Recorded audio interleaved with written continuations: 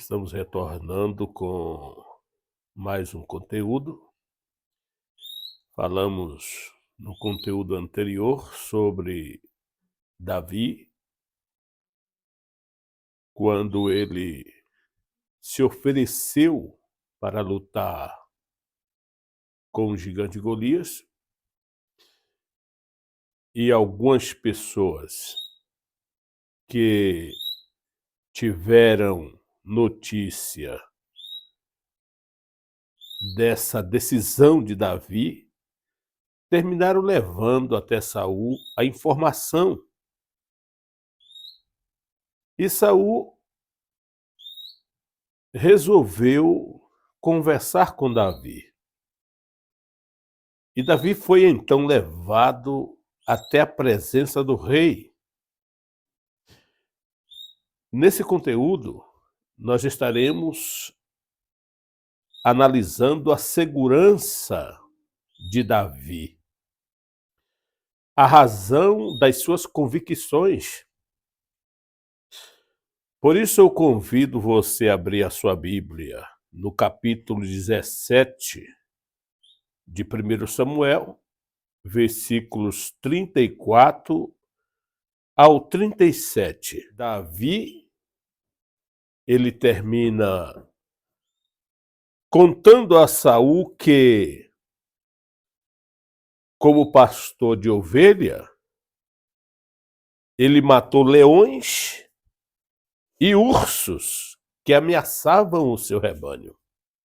E por essas experiências, ele promete que o mesmo ele fará com Golias. Saul, então, termina concordando e enviando para lutar com o gigante filisteu.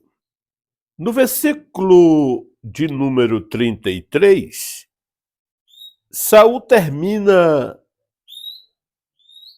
menosprezando, tentando tirar Davi dessa missão.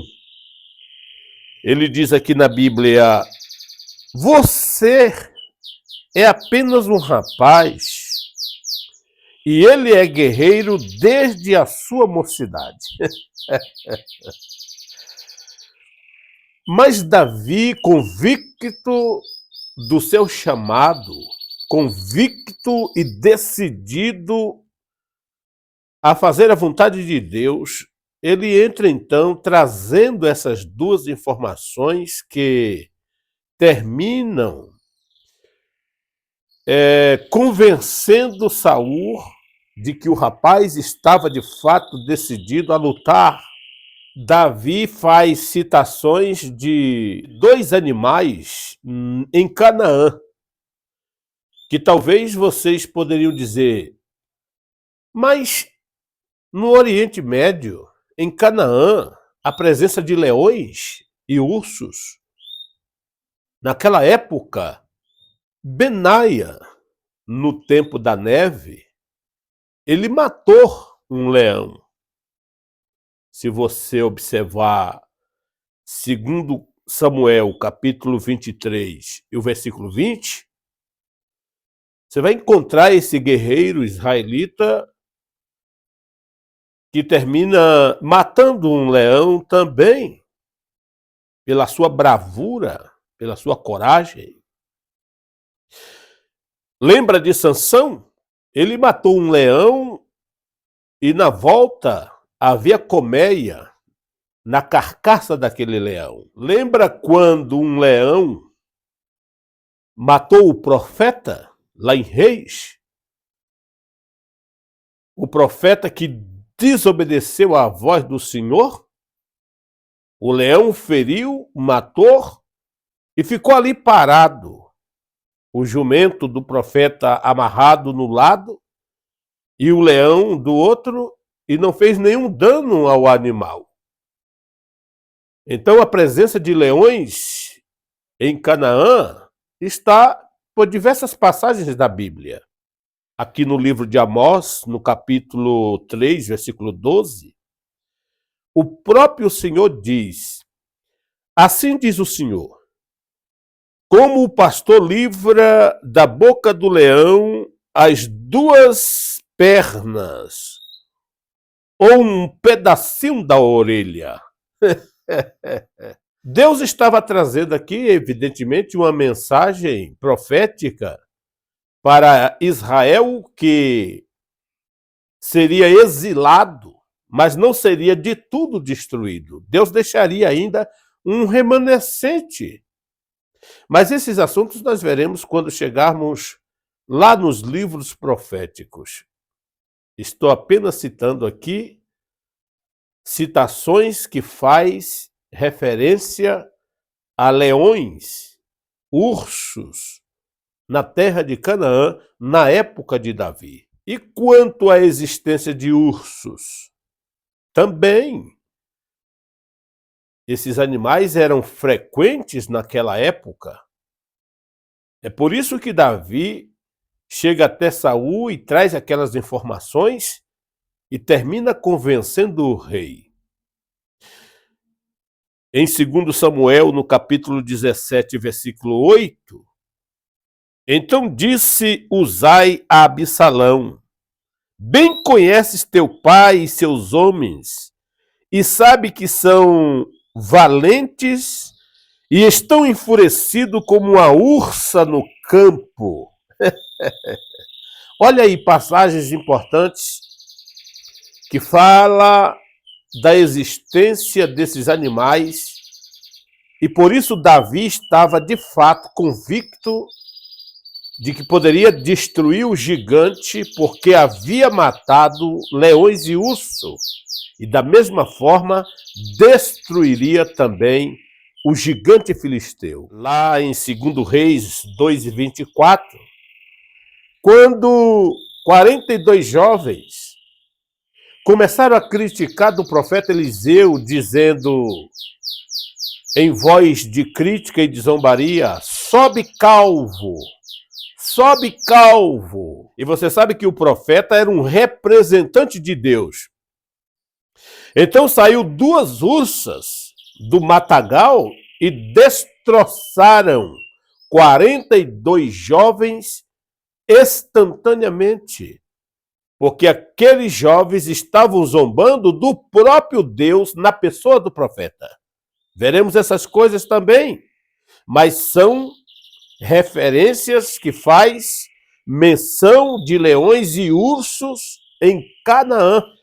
O próprio profeta Amós, no capítulo 5, versículo 19, ele diz: como se o homem fugisse de diante do leão e se encontrasse com ele o urso. Desses animais livremente convivendo naquela época, naquelas regiões. E Davi chega para Saul, vou até fazer questão de ler, versículos 35 e 36, ele diz: eu vou atrás dele. Vou ler o 34. Davi, entretanto, disse a Saul: teu servo toma conta das ovelhas de seu pai. Quando aparece um leão ou um urso, eu vou atrás dele, dou-lhe golpes e livro a ovelha da sua boca. Quando se vira contra mim, eu o pego pela juba e lhes dou golpes até matá-lo. Teu servo pode matar um leão e um urso. Esse filisteu incircunciso será como um deles, pois desafiou o exército do Deus vivo. O Senhor que me livrou das garras do leão e das garras do urso, me livrará das mãos desse filisteu. Então é isso que Saul não estava considerando, que a batalha de Davi não era uma batalha natural. de um homem contra outro homem apenas, mas era uma guerra em exaltação ao nome do Senhor. Davi estava agindo pelos princípios da fé, conforme falamos no vídeo anterior. E assim Saul termina concordando e mandando o rapaz para a batalha.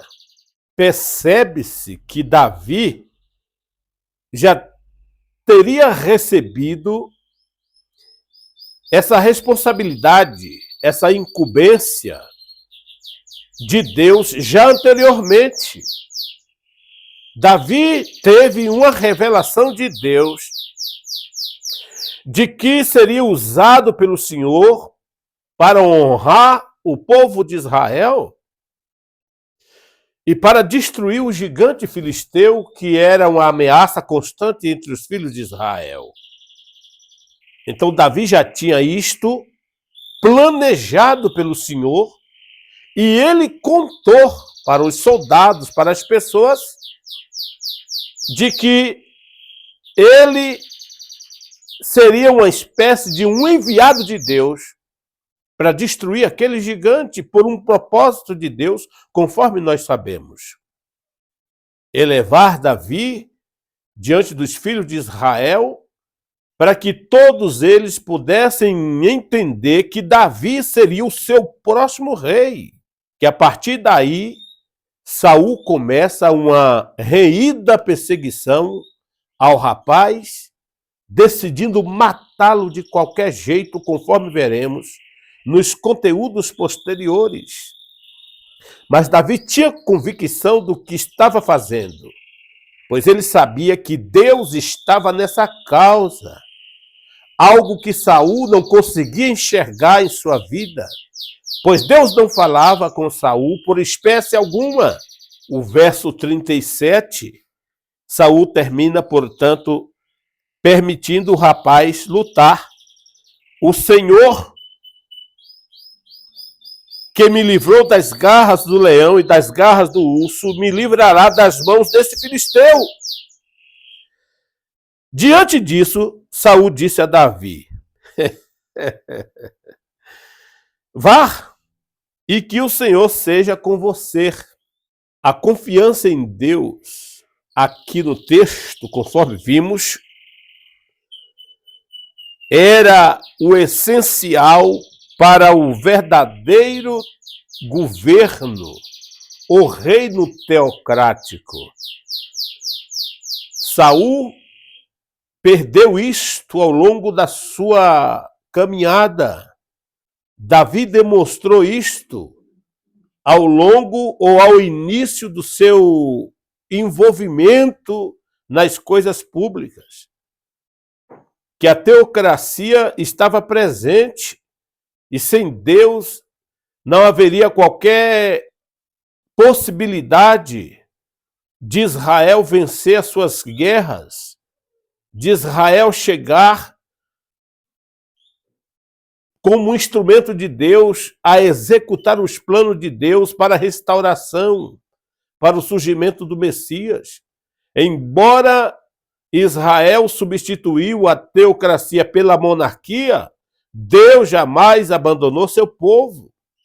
E Davi, demonstrando essa fé, essa confiança em Deus, isso tornou essencial para que o reino teocrático estivesse ali na presença de todos como algo que funciona para a vitória da nação, das famílias, de todo o seu povo. Por isso, a fé de Davi revela-se aqui como um contraste com a incredulidade de Saul, com a impiedade de Saul.